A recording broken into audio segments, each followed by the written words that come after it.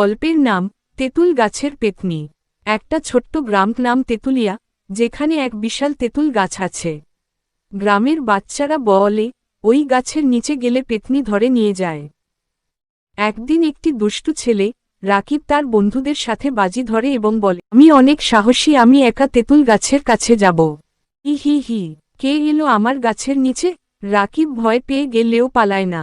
সে বুঝতে পারে পেতনি আসলে ভয় দেখাতে ভালোবাসে, কি নয়তো সে কারো ক্ষতি করে না।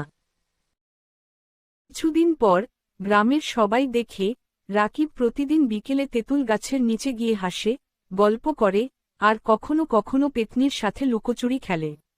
আসলে এই পেতনি একাকী ছিল, তার বন্ধু দরকার ছিল। অবশেষে গ্রামবাসীরা বুঝতে পারে পেতনি ভয়ঙ্কর নয়, সে শুধু খেলার সঙ্গী খুঁজছিল। তখন থেকে তেঁতুল গাছের নিচে আর কেউ ভয় পায় না, বরং সেখানে গল্প, খেলা আর মজার আসর বসে।